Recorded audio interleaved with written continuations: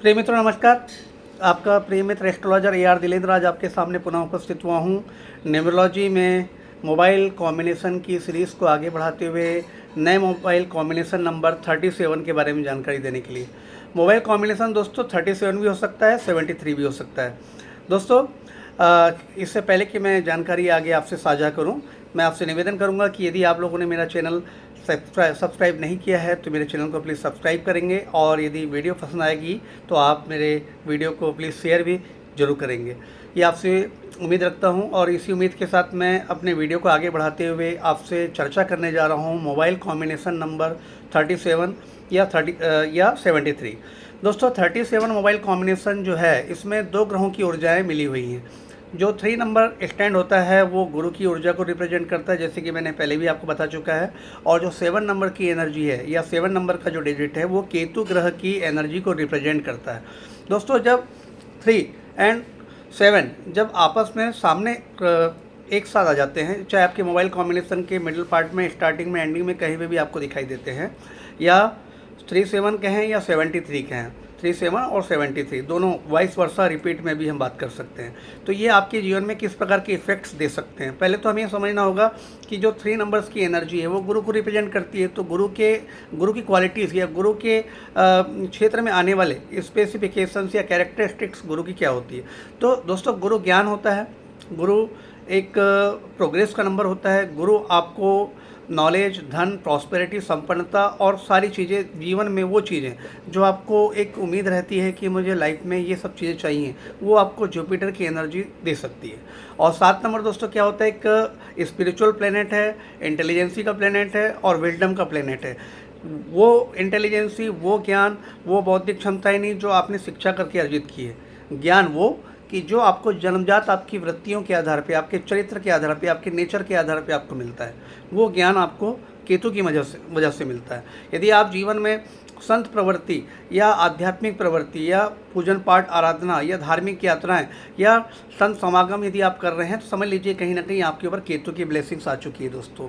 कई बार जब केतु की ब्लेसिंग्स बहुत ज़्यादा अधिक मात्रा में बढ़ जाती है दोस्तों, तो ये आपको दुनिया की मोह माया और भवबंधन से निष्कासित करके संत बनने की भी क्षमता दे सकता है, कि आप हो सकता है कि इस मोह माया की दुनिया से परे होकर के आध्यात्मिक जीवन में प्रवेश कर आप सारी चीज़ों का परित्याग कर एक आध्यात्मिक जीवन को पराकाष्ठा की ओर लेके चले जाएं। ये 7 नंबर की क्षमता होती है। और जो 3 नंबर होता है, ये आपके ज्ञान, आपके नॉलेज की वजह से आपके जीवन में प्रोग्रेस, सकारात्मक पहलू, धार्मिक यात्राएं, विदेश यात्राएं, अच्छा धन, अच्छा बैंक बैलेंस, अच्छा पैसा, अच्छी संपत्ति, अच्छा ज्ञान, ये आपको दे सकता है। या अच्छा लाइफ पार्टनर भी दे सकता है।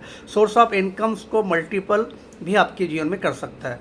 तो दोस्तों जब ये दो दिग्गज प्लेनेट 3 एंड 7 जब आपस में जुड़ जाते हैं, तो ये आपको एक कंप्लीट पर्सनालिटी बना देते हैं। Complete personality in the sense कि आप जीवन में किसी भी सेक्टर में पीछे नहीं रहते हैं। आप चाहे किसी भी सेक्टर में कार्य करते हो, चाहे आपका फील्ड कुछ भी हो, XYZ जो भी हो, आप एक सक्सेसफुल इंसान के तौर पे जाने जाते हैं।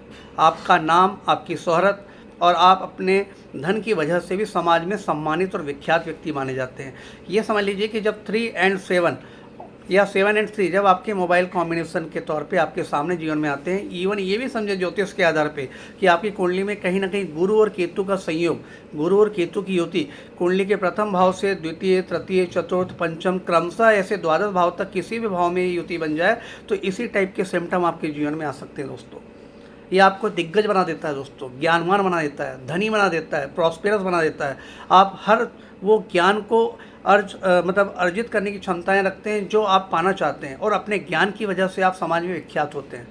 कंप्लीट पर्सनालिटी होती है, धन की कभी कमी नहीं होती है। आप जिस सेक्टर में, जिस फील्ड में हाथ रखते हैं, उस फील्ड में अपने आप को माहिर करके अपने लिए सोर्स ऑफ इनकम्स के मल्टीपल रास्ते आप खोज लेते हैं। मतलब यूँ कहें कि एक समय ऐसा भी आता है लाइफ की, आप मिडिल पार्ट से जब उत्तरार्ध की ओर जब आप बढ़ते हैं, तो आप ये देखेंगे कि शोहरत के पीछे आपको नहीं भागना होता है, शोहरत या दौलत के पीछे आपको नहीं भागना होता है, शोहरत और दौलत आपके पीछे चल के आती है।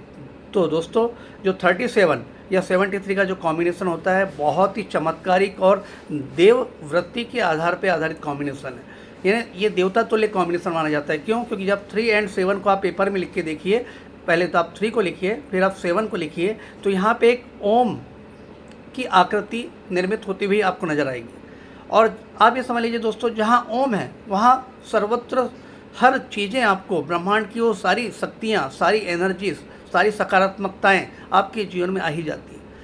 अब इस भौतिक जगत में दोस्तों तो आप जानते ही हैं कि इस भौतिक जगत में आपको उन्नति और जीवन में कुछ पाने के लिए धन की सबसे बड़ी आवश्यकता होती है। धन, ज्ञान, ये सारी चीज़ों का सोर्स होता है 37। ये आपको जीवन में सब कुछ दे सकता है जो आप चाहते हैं, बशर्ते दोस्तों मेहनत का कोई भी रिप्लेसमेंट नहीं होता। इस बात को हमेशा आप याद रखिएगा कि बिना मेहनत के आप जीवन में कुछ भी नहीं पा सकते। मेहनत तो आपको करनी ही होगी, मेहनत का कोई रिप्लेसमेंट नहीं है। तो ये 37 नंबर आपको मेहनती भी बनाता है, जागरूक बनाता है, परिश्रमी बनाता है, श्रमवान बनाता है, इंटेलिजेंट बनाता है, ज्ञान अर्जित करने की क्षमताओं को पराकाष्ठा के लेवल से भी ऊपर लेके जाता है।